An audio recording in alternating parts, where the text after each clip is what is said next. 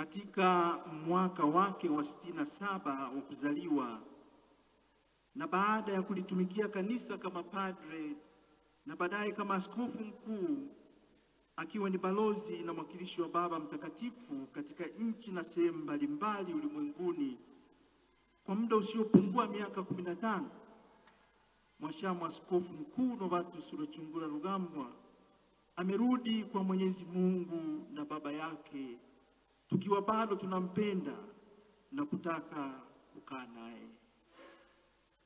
Ni kweli kwamba kifo chake Askofu Mkuu Rugambwa kimewasikitisha wengi ambao tayari walimwonea huruma tangu mwaka 2023 hali yake ya afya ilipoanza kudhoofika, na hii ikiwa ni baada ya kushambuliwa na kiharusi, na akaanza kupatiwa huduma ya matibabu mpaka siku hiyo ya Jumanne jioni ya tarehe 16 mwaka huu, Mwenyezi Mungu alipopenda amrudishe kwake.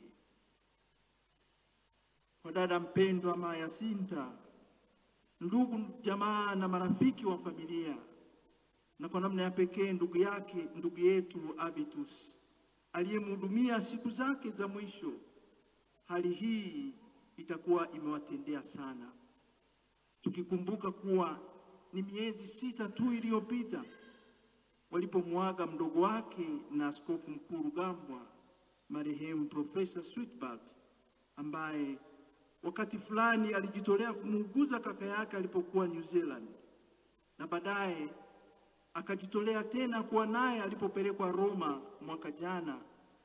Na kwa kweli Sweetbart alifuatilia kwa karibu sana hali ya kaka yake mpaka alipoaga dunia tarehe hiyo ya 16 Aprili ya mwaka huu. Wote wawili tuwaombee pumziko la milele mbinguni. Raha ya milele uwape Bwana, na mwanga wa milele wapumzike kwa amani. Ndugu zangu katika Kristo, kama binadamu hatuwezi kuepa hali ya kuhuzunika na kuomboleza kifo cha mwenzetu huyu tunayemwaga leo. Naombeni tuendelee kukua katika imani na matumaini, tukifarijika na kujiaminisha kwa ndugu yetu huyu atapumzika katika raha ya milele, kule ambako hakuna maumivu na shida kama zile alizozipata akiwa bado hapa duniani, kule ambako kifo hakitampata tena.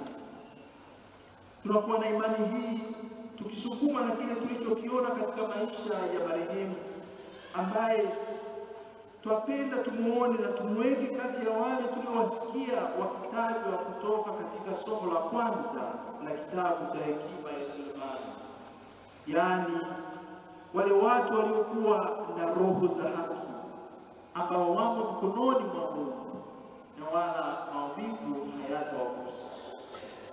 Ni wale watu ambao Mungu amewajaribu na kuwaona kuwa wanastahili, na kama dhahabu katika tanuru aliwajaribu akawakubali mithili ya kafara, ambao wakati wa kujiliwa kwao watang'aa, na kama vibulimuli katika mabua makavu watametameta. Tunamwombea ndugu yetu Askofu Mkuu Rugambwa, naye awe kati ya wateule hawa wa Mungu waliometameta, na ambao Bwana atawamiliki milele na milele. Hayo mema tunayomwombea ndugu yetu huyu aliyelala hapa kati yetu, kwa wale waliomfahamu au wale waliobahatika kukutana naye hata kwa muda mfupi tu, wataungana nami wakisema kuwa kweli mtu huyu anayastahili. Na tufurahi, kwani yale anayoyasema Yohana katika waraka wake wa kwanza tuliosikia hivi punde, kuwa sisi tunajua ya kuwa tumepata na tumepita toka mautini kuingia uzimani, kwa maana twawapenda ndugu. Ni maneno ambayo yanampamba vizuri sana ndugu yetu huyu, ambaye kwa sababu ya upendo wake mkubwa usiobagua alionyesha wakati akiwa hai, na tumuone kama mtu ambaye alishapita kutoka mautini na kuingia uzimani kwa mema mengi ya upendo aliyoyapeleka au kuyawezesha afike kwa wengi.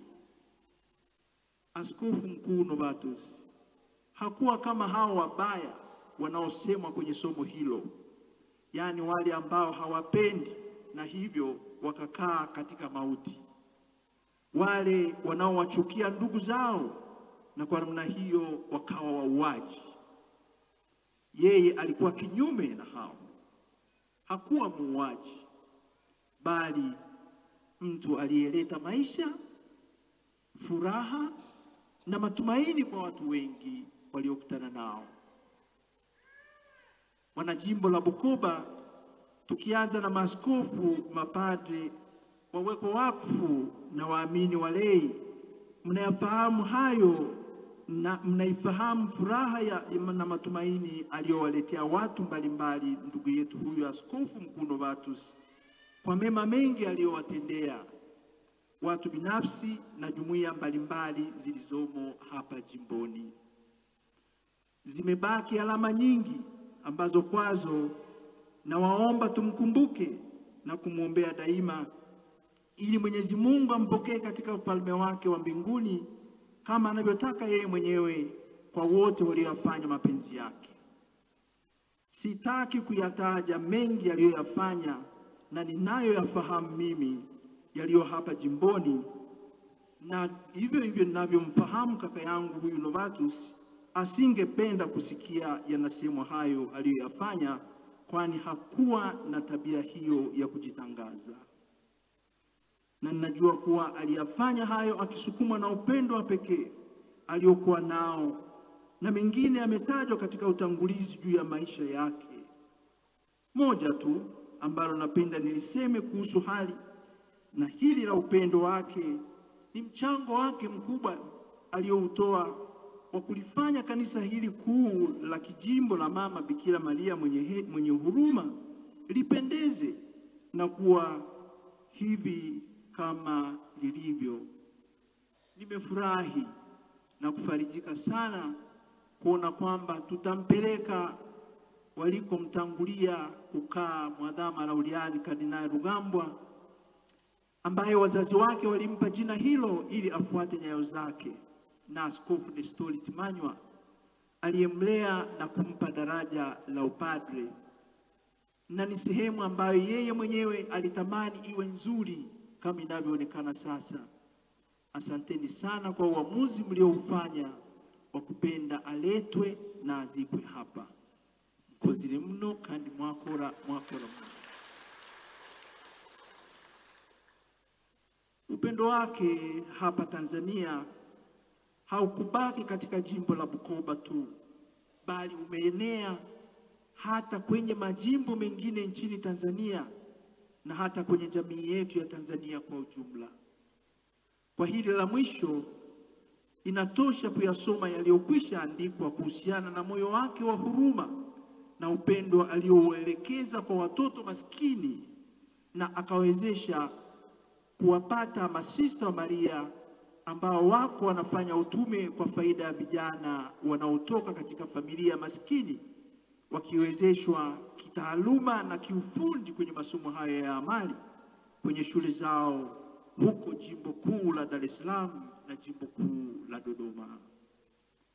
Nilifarijika niliposoma homilia aliyoitoa Kardinali Pietro Parolini, katibu wa sekretariati ya nchi ya Vatikani, wakati wa ibada ya misa takatifu ya kumwaga marehemu Askofu Mkuu Rugambwa iliyoadhimishwa kwenye kanisa kuu la Mtakatifu Petro siku ya Alhamisi tarehe 26 mwezi huu.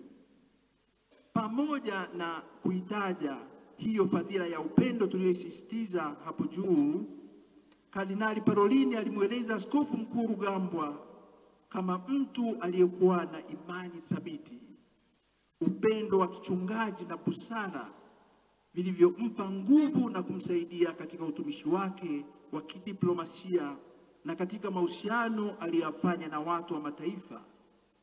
Mtu wa uadilifu, huruma, uvumilivu, unyenyekevu na mwenye kujitoa sadaka. Yote hayo yalimwezesha kufanikiwa katika utumishi wake na huduma alizozitoa. Tunapokuwa tunawaombea marehemu, liturujia yetu ya Kanisa Katoliki hutupa nafasi ya kuliadhimisha fumbo la Pasaka, yaani kifo na ufufuko wa Bwana. Ni wakati mama makanisa anapotutaka tuingie katika ukomavu wa imani, ili tujue kwamba kifo si mwisho wa maisha, bali mwendelezo wa maisha na mwanzo wa maisha ya uzima katika Kristo, kwa yeyote aliyekufa akiwa ameungana na Kristo. Ndugu zangu, kwa yote hayo niliyoyataja hapo juu na yaliyotawala maisha ya mtumishi wa Mungu huyu tunayemwombea na kumsindikiza leo, niwaalike tena tujiaminishe kuwa amekufa akiwa ameungana na Kristo kwa namna inayostahili, na tumtakie pumziko la milele na la amani katika Mungu aliyempenda na akamtumikia. Ndugu zangu, tunalia na kuhuzunika, kwani tumepata pengo na tutaukosa mchango wake tuliofaidi daima. Wakati huo huo, tukione kifo chake kama changamoto na furaha kwetu. Tumshukuru Mungu aliyetupa zawadi hii ya mtumishi wake mwenye vipaji na uwezo mkubwa uliojaa imani na fadhili za Mungu.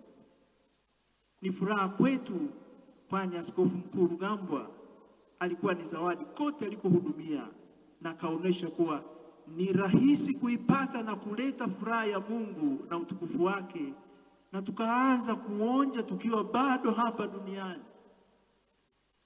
Kifo chake kinatuachia pia changamoto, ambayo ni kazi ya kujitahidi kufuata nyayo zake na kuwa tayari kuyafanya yale mema aliyoyatenda na yakaonekana wazi mbele za watu.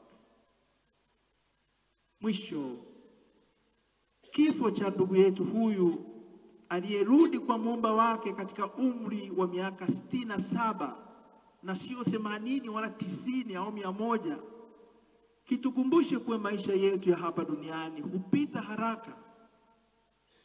Kama rafiki yangu mmoja alivyoniambia siku moja, ni kwamba sisi tunatembea na kifo, nacho kimo ndani mwetu. Tunapaswa kumbe tujiweke tayari daima, kama wale wanawali 5 wenye busara tuliowasikia kwenye sehemu ya Injili ya Mathayo iliyosomwa leo, ili kifo, yani huyo bwana harusi, kinapokuja kitukute tukiwa tumejiandaa na tuwe tayari kuingia naye harusini, huko kwenye furaha ya milele isiyo na mwisho. Basi ndugu zangu, tuendelee kujiandaa na kuwa tayari kwa ajili ya kukutana na Bwana wetu katika utukufu, tukiwa tumezijaza mafuta taa zetu, yaani kwa kuimarisha imani yetu, tukimshuhudia Kristo katika maisha yetu kwa maneno na matendo yenye kumpendeza Mungu na jirani, ili siku hii itakapofika tuipokee kwa furaha na tuwe tayari kuingia katika ufalme wake.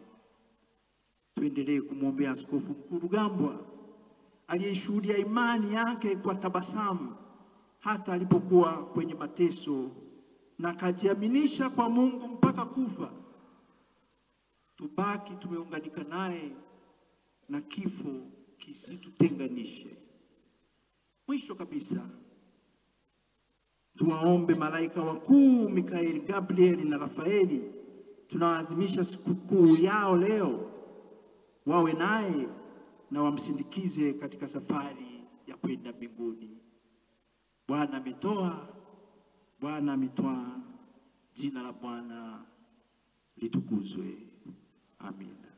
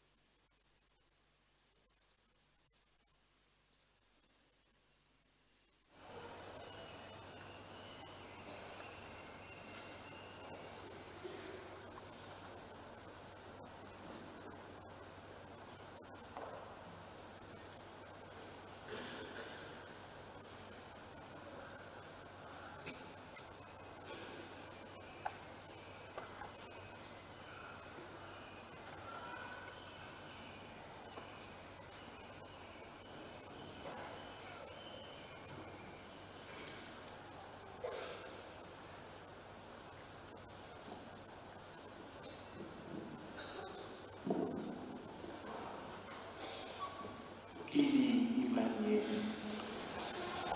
Nasadiki kwa Mungu mmoja,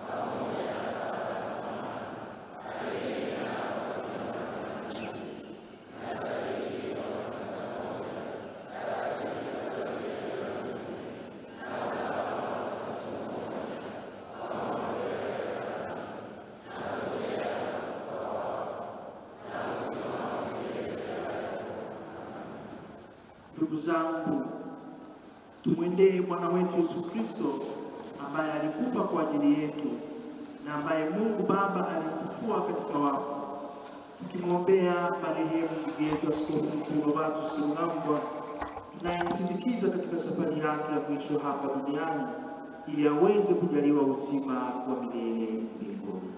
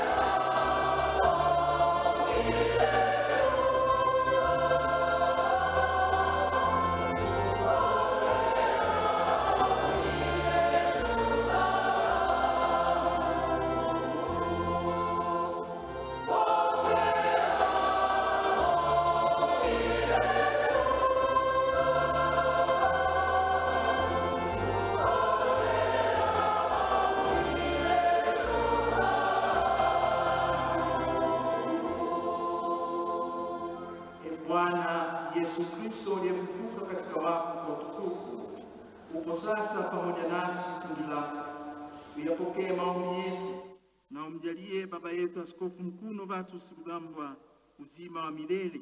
Wewe unaishi na kutawala pamoja na Baba na Roho Mtakatifu milele na milele.